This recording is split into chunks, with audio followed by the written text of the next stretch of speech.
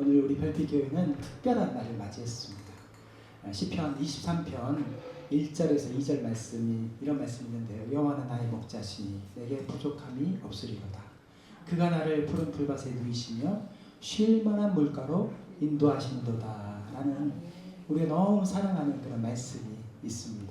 그 가운데 쉴 만한 물가, 영어로 하면은 quiet water라고 하는 좀 잔잔하고 조용한 물가를 얘기하는 것인데, 하나님께서 그렇게 우리를 인도하신다라는 그런 말씀에 우리가 은혜를 받아서 오늘 이 예배, 저희가 이 예배실 이름을 quiet time, 그러니까 잔잔한 조용한 시간이라는 그 이름으로 이 예배실을 하나님 앞에 바치는 귀한 입당 예배 시간을 갖게 되었습니다.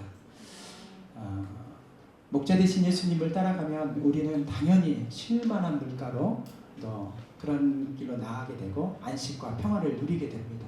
왜냐하면 우리 예수님께서는 우리를 항상 좋은 곳으로, 항상 행복한 곳으로 우리를 인도하시는 목자이시기 때문인 줄 믿습니다. 우리가 우리의 삶이 비록 지금은 어렵더라도 하나님 보시기에는 그게 가장 어쩌면은 우리가 걸어가야 될 길이고, 우리가 감당해야 될 사명이며, 우리가 또 이루어야 될 그 모든 것인지 하나님께서는 이미 알고 계시기 때문에 우리는 힘들지는 몰라도 그 길을 인도하시는 하나님께서는 우리에게 가장 적당한 것으로, 가장 좋은 곳으로 우리를 인도하고 계신다라는 말씀입니다. 그런데 방금도 함께 나눴듯이 하나님께서 우리 목자이시기 때문에, 예수님께서 우리 목자이시기 때문에 우리는 날마다 행복하고 평안하고 기쁘고 웃음만 나오고 그래야 되는 것인데, 왜 우리는 그런 평안하고 안식의 삶을 살아가지 못하는가? 어떻게 하면 그렇게 예수님께서 말씀하신 그 약속하신 잔잔한 물가, 쉴만한 물가, 그런 삶들을 살아갈 수 있을까?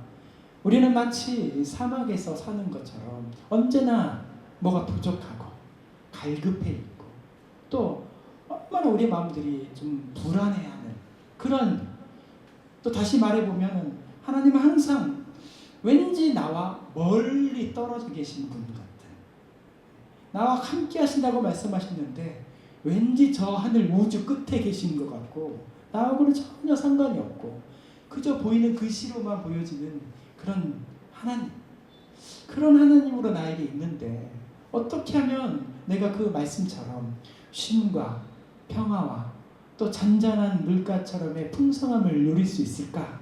오늘 그 말씀이 우리 가운데 새겨지기를 소망하는 마음으로 오늘 주신 말씀이 바로 시편 42편의 말씀입니다. 오늘 이 시편 42편, 특별히 이 시편은 총 150편의 말씀, 1편부터 150편의 말씀으로 이루어졌는데, 그것을 또 다시 나눠보면 5권의 책으로 좀 나눠져 있는데, 오늘 이 42편의 책은 시편에서 이 두 번째 책, 시편의 첫 번째는 1편부터 41편까지니 1권, 2권이 시작되는 42편부터 시작되는 2권이 오늘의 말씀인데, 오늘 42편의 말씀은 또 그 다음에 나오는 43편과 하나로 묶어져 있다고 전해지는 말씀이기도 합니다. 그래서 43편의 말씀을 보면 42편의 말씀의 후렴구처럼 똑같은 말씀이 또 쓰여져 이제 있는 것을 보게 됩니다. 근데 특별히 이 시편을 보면은 다른 성경책과는 좀 달리 표제어라는 것이 시편의 시작에 1편이면 옆에 이렇게 좀 표제어가 적어져 있습니다. 그 표제어에 이렇게 보면은 누가 썼는지, 또 어떤 상황에서 썼는지, 특별히 오늘 42편에는 고라 자손의 맞쓰길 이렇게라고 나와 있는데, 그러니까 고라 자손의 교훈이라는 제목의 표제어를 가지고 있는 것이죠. 특별히 이 시를 봤었을 때 고라 자손 중에 한 명이 썼다라고 생각할 수 있는 말씀입니다. 특별히 이 고라 자손은 민수기 16장에 보면은 본래 그 모세와 아론 출애굽 이후의 상황 가운데 그 많은 자손들이 함께 있었었는데, 하나님의 말씀을 거역했다가 땅이 갈라져가 그곳에서 다 파묻혀 죽어버리는 그런 하나님의 심판을 당한 사람들이 고라 자손인데, 하나님께서 그 모든 고라 자손들을 완전히 멸하신 것이 아니라 하나님께서는 그들을 또 사랑하여 주셔서 일부 사람들을 남겨두셔서 하나님의 권위와 하나님의 인도하심에 그런 도전했던 그런 사람들을 다시 새롭게 오히려 만들어 주셔서 성전에서 봉사할 수 있도록, 또 성전의 문을 지킬 수 있도록, 또 찬양을 감당하는 중요한 역할들을 감당하게끔 했다라는 그런 사람이 바로 고라 자손이었습니다. 그 사람들은 조상의 그 비극적인 역사를 통하여서 하나님의 진노하심이 얼마나 무섭고 두려운 것인지를, 왜냐하면 땅이 갈라져 가지고 사람들이 다 매몰되고 한두 명이 아니고 수많은 사람들이 거기서 매몰되고 죽임을 당하는 그런 하나님의 심판을 당했기 때문에, 그런데 하나님께서는 오히려 그들을 다시 새롭게 하셔서 다른 것도 아니고, 아 그래 너희들은 나쁜 사람들이니까, 너희는 내 말을 안 들었으니까 저기 변방에 저기 가서 있어라가 아니라 그러니까 너희는 내 옆에 있어라 하면서 하나님의 성전에서 일할 수 있는 기회를 허락해 주셔가지고 새로운 삶들을 살게 하신, 심판의 두려움도 있었지만 사랑의 은혜가 가득한 그런 것들을 경험한 그런 경험으로 이 고라 자손은 하나님을 늘 두려운 존재이지만 사랑이 많은 은혜의 존재로 섬기면서 살았다. 그게 바로 고라 자손인데, 그 후손 중에 한 명이 이스라엘 땅이 아수르와 바벨론으로 멸망을 당한 이후에 포로로 잡혀갔는데, 포로로 잡혀가가지고 이제는 더 이상 예루살렘 성전에서 예배를 드릴 수가 없고 성전에서 봉사할 수 없고 성전에서의 기쁨과 감사를 누릴 수 없는 것에 대한 답답한 심정을 적은 것이 바로 오늘 42편의 말씀. 하나님께서는 우리를 평안한 길로 인도하시고 언제나 우리 가운데 풍성한 길로 인도하시고 언제나 이렇게 좋은 안락한 장소에서 하나님을 찬양하게 만드신다고 하셨었는데, 지금 나는 그것을 하지 못해서 너무 답답하고 비참하고 괴롭습니다. 내가 어떻게 살아야 되겠습니까? 라고 하나님께 나는 어디에다가 소망을 두고 살아야 되겠습니까?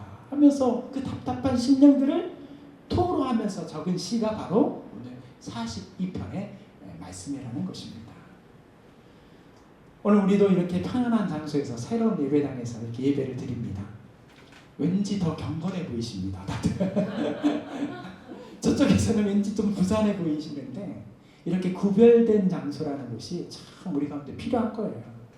그래서 어쩌면은 얕은 물가의 은혜도 있겠지만 이렇게 깊은 곳에서 아무나 들어올 수는 없겠지만 한 번 들어오면은 빠져나갈 수 없는, 그렇지만 그 은혜 속에는 신비로운 것들이 많은, 얕은 물가에서 줄 수 없는 그 놀란 그 은혜의 장소가 바로 이런 곳인데, 우리가 이렇게 앉아있지만 여기 앉아있는 신령들마다 여전히 불안한 마음들이 있으신 분들이 있을 거예요. 답답한 마음들이 있을 거예요. 우리 사랑하는 아들에게는 시험 성적이 1점이라도 더 올라갔으면 좋겠다라는 그런 우리 사랑하는 아들의 마음들이 있을 것이고, 또 어떤 마음 가운데서는 우리 사랑하는 자녀들이 이렇게 되었으면 좋겠고, 어떤 마음 가운데서는 군대 가 있는 아들이 생각나기도 할 것이고, 또 어떤 사람은 가정을 이루었지만 거기에 문제 가운데 기도하고 있는 어머니의 마음도 있을 것이고, 또 부모님을 기도하는 그런 갖가지 그 불안함을 마음을 가지고 이 좋은 곳에서도 불안함을 느끼고 답답함을 느끼고 괴로움을 느끼고 있는 심령들이 있다라는 것입니다. 그러나 이 모든 불안과 갈증을 하나님께서는 다 알고 계시기 때문에 우리는 하나님 안에서 그 영혼이 진정한 안식을 누릴 수 있어야 될 줄 믿습니다. 그 유일한 방법이 바로 오늘 제목처럼 하나님께 무엇을요? 소망을 들어라. 이 말씀이 우리 가운데 있어야 된다. 그 답답한 마음이 있을수록 그 문제만 쳐다보는 것이 아니라 우리의 시야를 바꿔서 어디로? 하나님께 소망을 두라. 그럴 때 하나님께서는 역사하신다는 것입니다. 그러면 어떻게 이 답답한 현실 속에서 하나님께 소망을 두면서 살아갈 수 있을까? 오늘 시편 42편에 이 답답하고 괴롭고 불안하고 포로의 삶을 살았던, 비참한 삶을 살았던 고라 자손의 한 사람이었던 이 사람의 고백의 말씀을 통해서 우리도 그런 고백을 통하여서 하나님께 소망을 두며 살겠습니다. 그렇게 고백하는 저와 우리 모두가 되기를 주님의 이름으로 축원합니다. 자, 첫 번째, 하나님께 어떻게 소망을 두면서 살아야 되겠습니까? 그것이 쉼이 아닌 하나님을 갈망하라라는 것입니다. 아주 정말 본질적인 말씀인 거죠. 쉼을 얘기하는 것이 아니라 하나님을 갈망하라는 말씀입니다. 오늘 본문 1절 2절 말씀 우리 다 같이 한번 읽어보겠습니다. 하나님이여 사슴이 신음을 찾기에 갈급한 같이 내 영혼이 주를 찾기에 갈급하니이다. 내 영혼이 하나님 곧 살아계시는 하나님을 갈망하나니 내가 어느 때에 나아가서 하나님의 얼굴을 배울까. 아멘. 우리가 하나님께 소망을 두기 위해서 먼저 우리 스스로에게 해야 될 질문이 있는데 그 질문이 바로 어떤 질문이냐? 내가 무엇을 갈망하고 있느냐? 내 마음속에 무엇을 지금 갈망하고 있느냐가 그게 중요하다는 것입니다. 여기 나오는 이제 사슴, 사슴을 비유를 했는데요. 물이 부족한 상황을 얘기하는 것이 아니에요. 물이 부족해서 시냇물을 찾는 그런 사슴을 그렇게 단편적으로 얘기하는 것이 아니라 이 사슴은 쫓기는 사냥꾼에 쫓기거나 정말 헤매도 더 이상 물을 찾을 수 없는데 너무 갈급한 마음으로 너무 다급한 마음으로 찾는 그 심정을 이 사슴이라는 것으로 표현을 한 거예요. 그래서 이 갈급한 마음 속에서 이 부족한 상황 가운데서 위협을 받고 있는 상황에서 이 생존을 위하여서 시냇을 찾듯이 오늘 우리의 심령들 가운데서도 우리의 새로운 생존을 위해서 하나님을 찾아야 된다는 거예요. 하나님을 그렇게 찾을 때 그렇게 목말라 하나님을 바라볼 때 하나님께서는 역사하신다는 것입니다. 우리는 삶 속에서 고통과 불안 속에서 쉴 만한 물가, 그러니까 쉼을 찾는 거예요. 여행 2박 3일 여행 갔다 오면은 좀 편해지겠지. 또 저 잔디밭에 나가서 좀 돗자리 좀 깔고 이렇게 있으면 좀 편해지겠지. 저 문제만 좀 피하면 되겠지. 해결이 됩니까? 2박 3일 날 3일 저기 하와이 갔다 오면 해결이 될까요? 갔다 오면 어때요? 여전히 똑같아요. 변화된 거 아무것도 없어요. 쉼은 그런 것입니다.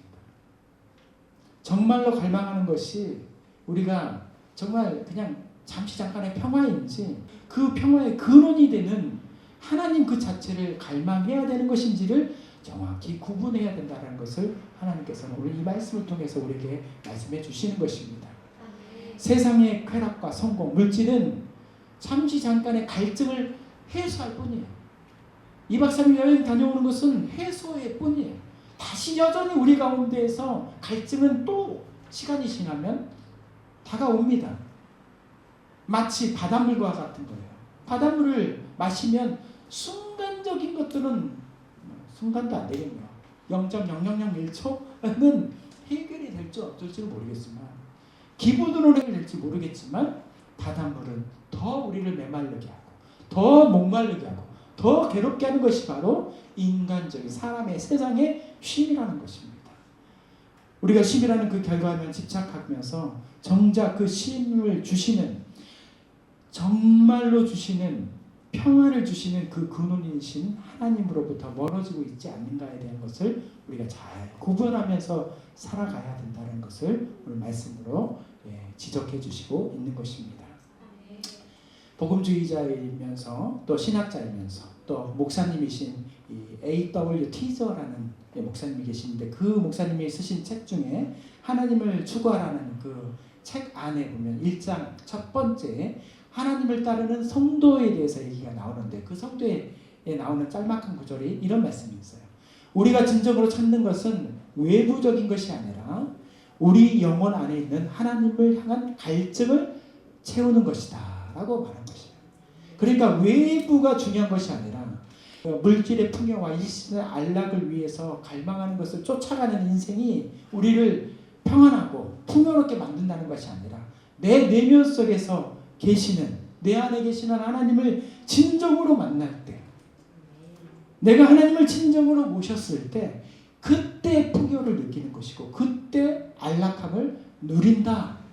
이것이 바로 진정한 풍요이고 평화이다 라고 말씀해 주신 것이 바로 이 책의 중요한 핵심의 말씀이었습니다.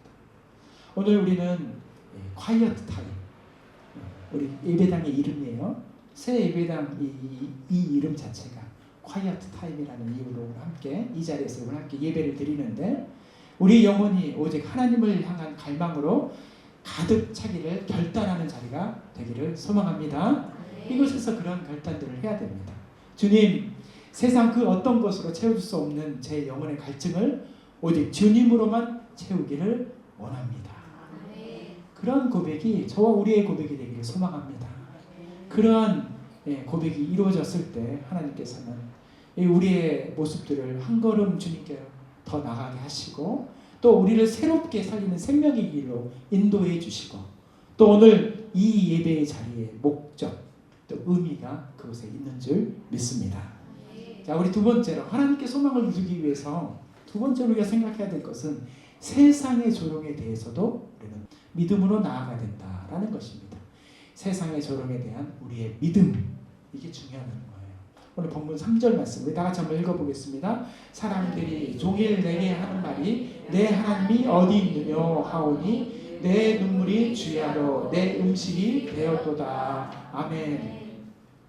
이 시인은, 이 고라자손의 한 명의 시인은 그냥 이렇게 개인적인 갈증만 얘기하는 것이 아니라 주변 사람으로부터 극심한 조롱을 받고 있다는 것을 말씀해 주는 거예요. 어떤 조롱이냐? 이 하나님을 믿는 사람이에요. 네가 하나님을 믿는다고 했는데 하나님이 어디 있느냐? 이 하나님이 어디 있냐라는 이 비웃음에 대한 조롱을 받고 있다는 거예요. 이 시인은 하나님을 믿는 이 고라자손으로서 예배를 섬기는 사람들이었어요. 그런데 포로로 잡혀가 있어서 그 포로로 겪고 있기 때문에 하나님의 임재를 경험할 수 있는 성전을 나아갈 수 없는 것이 늘 가슴 답답하고 괴로운 것이었고, 그것을 늘 동경하면서 소망하는 마음으로 살고 있었어요. 왜냐하면 유대인들은 성전에서만이 하나님을 만날 수 있다라고 생각을 했기 때문에 성전에서 지내는 삶이 가장 중요한 것이라고 생각을 했기 때문입니다. 하지만 이 포로로 잡혀가 있었기 때문에, 어떤 도망가고 있는 신세였기 때문에 이 성전과는 멀어져 있는 것을 주변 사람들이 비난하는 거예요. 너는 그렇게 하나님을 믿는다고 했는데 왜 정작 하나님의 계신 곳에 가지 못하느냐? 하나님이 계시면, 하나님이 살아계신다면 너의 그 포로의 모습을 자유롭게 만들어서 성전에 갈 수 있도록 하지 않겠느냐라고 하면서 그것을 조롱하는 거예요. 그런 조롱을 듣는 것이 너무 괴로운 것이죠. 이게 개인적인 문제기는 개인적인 문제가 아닌 것이죠. 영적인 시험이자 그 믿음의 사람들에서의 우리 모두의 공통적인 영적인 싸움인 거예요. 믿는데 왜 그게 안 되는 거야? 기도하잖아. 기도하는데 왜 그게 안 돼? 왜 그것이 해결이 안 되냐고 우리도 그런 손가락질을 받는 모습 속에서 살고 있습니다. 이게 마치 어디서 좀 보는 그런 말씀 구절일 것 같은 이야기인데, 예수님께서도 그런 시험을 당했잖아요. 예수님께서도 3번의 시험을 당할 때 네가 하나님의 아들이라면 지금 이 돌덩이를 떡으로 만들어서 너희 배고픔을 채워라. 왜냐하면 40일 동안 금식을 했기 때문에 너무 굶주려 있는 예수님을 향하여서 그렇게 네가 하나님의 아들이라면 그렇게 해봐라 하면서 예수님께도 그렇게 공격적으로 영적인 시험을 했다라는 것입니다. 그런데 그런 가운데서, 그런 조롱당한 그런 모습 가운데서 믿음이 흔들리고 마음이 요동치고 괴로운 사람들이 있었겠지만, 이 가운데에서 이 시인은 뭐라고 했냐면은, 그 가운데에서 사람들이 어디 있느냐 했지만 내가 그 가운데서 하나님만을 바라봅니다. 내가 이런 현상 가운데, 상황 가운데, 이런 곤란한 문제 가운데 있지만 여전히 나는 주님만을 바라보면서 살고 있습니다. 그렇게 믿음으로 나아갔다. 이것이 바로 오늘 시편 42편에서 주시는 하나님의 말씀인 것이죠. 우리가 기억해야 될 것은 세상의 조롱 속에서 예수님이 하나님의 부재를 말하는 것이 아니라, 그 가운데에서 네가 하나님이 어디 있느냐라고 말을 했었을 때 오히려 그 말씀을 들을 때 내가 좀 더 하나님께 더 가까이 나아가는 믿음의 걸음들을 걸어 나아가야 된다는 것입니다. 내가 하나님 어디 있느냐 그러면은 저도 몰라요 하면서 돌아서 버리는 것이 아니라 네가 하나님이 어디 있느냐 왜 믿음의 사람들이 그러냐 그럴 때 내 마음속에서 그 말씀을 들으면서 하나님을 떠나가는 한 걸음 멀어가는 것이 아니라 한 걸음 더 가까이 나가는 그런 믿음의 삶을 고백할 때 하나님께서는 우리 가운데 온전한 것으로 가장 좋은 곳으로 더 역사해 주신다는 것을 믿으시길 바랍니다. 하나님께서는 그렇게 우리가 조롱에 흔들릴 것인가 아니면 그런 조롱 속에서도 하나님을 더욱더 굳건하게 잡을 것인가 이것이 문제라고 우리 가운데 말씀해 주고 있는 것입니다. 세상은 하나님이 없다라고 말하지만 나는 나의 눈물이 예수님을 만나는 통로요. 이 고난의 현실이 나의 믿음을 더욱 하나님께 가까이 하는 것입니다. 이런 고백이 우리 가운데 있기를 소망합니다. 2004년 그 아테네 올림픽이 있었는데 우리가 잘 알고 있는 역도의 영웅, 우리나라의 영웅이죠. 장미란 선수가 있었습니다. 근데 2004년도에 그 아테네 올림픽을 막 하면서 아주 장미란 선수가 월등한 기능을 갖고 있었기 때문에 모두가 다 뭐 금메달 아니면 메달, 뭐 금, 운동 중에 하나는 딸 것이다 라고 생각을 했었어요. 그런데 갑자기 허리를 다쳐버린 거예요. 하고 있는 도중에 시합 중에 허리를 다친 바람에 제 기량을 발휘를 할 수가 없는 거예요. 그러면서 많은 사람들이 아니 네가 하나님을 믿는 장민아 선수가 믿음의 사람이었거든요. 네가 하나님을 믿는다면서 하나님이 계시는데 왜 그렇게 만들어주었는지 하면서 많은 비난의 조롱의 말을 듣게 되었습니다. 이 장민아 선수가 그것을 듣고 그 조롱 속에서 낙심하고 절망한 것이 아니라 그 마음속에서 더욱더 오늘 말씀처럼 믿음으로 한 걸음 더 나아가서 하나님은 항상 나와 함께 계십니다. 그런 고백으로 계속 그 어려움들을 이겨내서 비록 2004년도에 아테네 올림픽에서는 금메달을 따지는 못했으나 그 후에 4년 뒤에 있는 베이징 올림픽에서 그 고백처럼 하나님께서 그와 함께 해주시고 믿음의 고백으로 인하여서 우리가 알고 있는 금메달을 따게 된 것입니다. 장민아 선수가 그랬던 거예요. 그 비단 장민아 선수만 그런 일이 있겠습니까? 비록 현실은 당장은 금메달이 없어요. 당장은 화려한 게 없어요. 당장은 내놓을 것이 없어요. 그러나 우리가 믿음으로 고백하면서 나와 언제나 함께 하시는 하나님을 바라보면서 우리가 살 수만 있다면 그런 임마누엘 하나님만을 고백하면서 살 수만 있다면 하나님께서는 금보다도 더 귀한 것으로 우리를 채우실 줄 믿습니다. 여러분들이 소원하고 있는 가장 좋은 것으로 하나님께서 우리를 채우십니다. 중요한 것은 그 조롱에 우리가 흔들릴 것이냐 멀어질 것이냐 이게 아니고 그 조롱 속에서도 하나님을 더욱 굳게 붙잡을 것인가 이게 문제라는 것입니다. 그렇게 주님만을 붙잡고 나아가시는 저와 여러분들이 다 되시길 바랍니다. 자, 마지막으로 하나님께 소망을 두기 위해서는 내 영혼에게 선포하는 믿음의 결단이 있어야 된다는 거예요. 다른 것이 아니에요. 내 영혼에게 내 마음속에 믿음의 선포를 해야 된다는 것입니다. 5절 말씀 우리 같이 한번 읽어보겠습니다.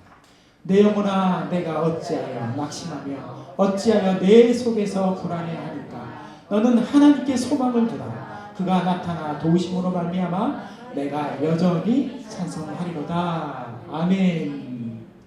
시인은 여기저기를 보다가도 결론은 어디예요? 내 마음을 들여다보는 거예요. 불안해하는 마음, 떨리는 마음, 조롱 속에서 움직여지는 흔들리는 마음을 보게 된 것입니다. 그러면서 자기 영혼에게 그 믿음의 결단을 선포합니다.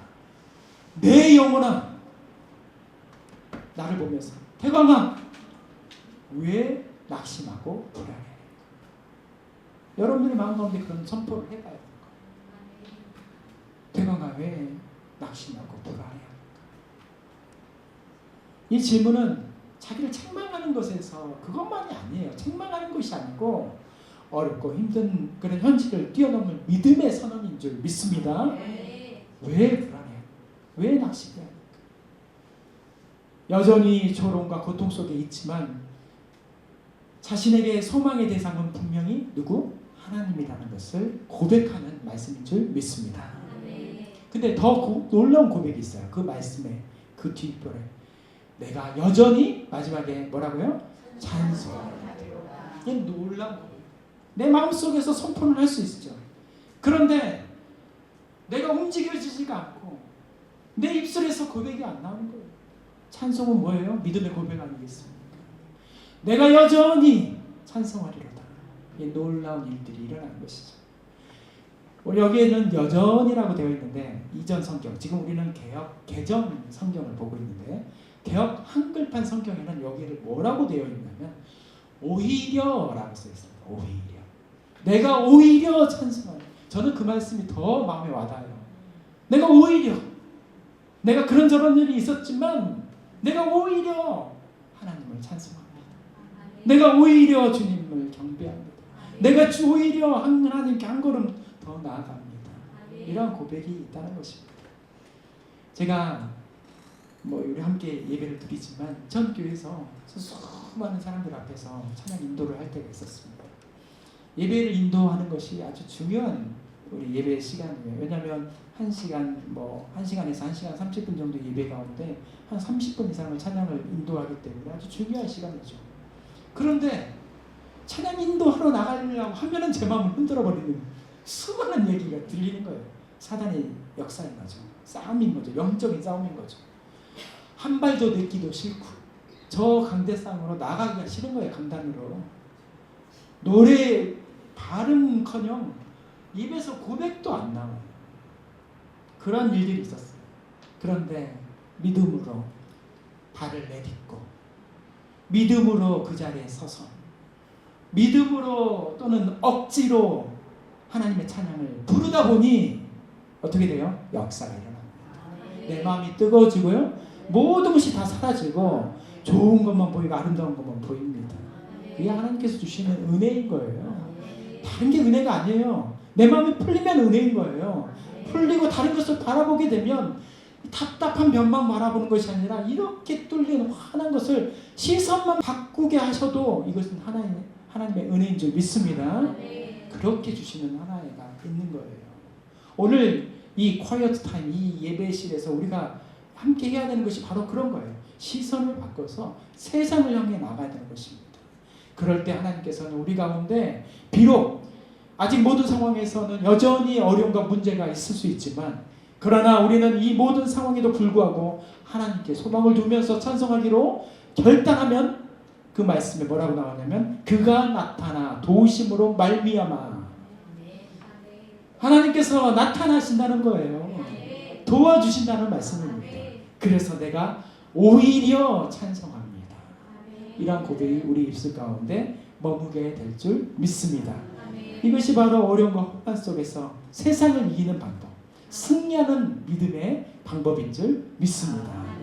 오늘 우리는 시편 42편의 그 고라자손, 어찌할 수 없는 답답한 마음에 있는 그런 자손과 같은 그런 우리의 모든 심령들 이 말씀을 통해서 다시 한번 하나님께 소망을 두겠다고 결단한 줄 믿습니다. 이 결단의 모습이 이제 성찬식으로 이어질 것입니다. 성찬식은 나를 기념하라 라고 말씀하신 우리 예수님께서 주신 선물과 같은 것입니다.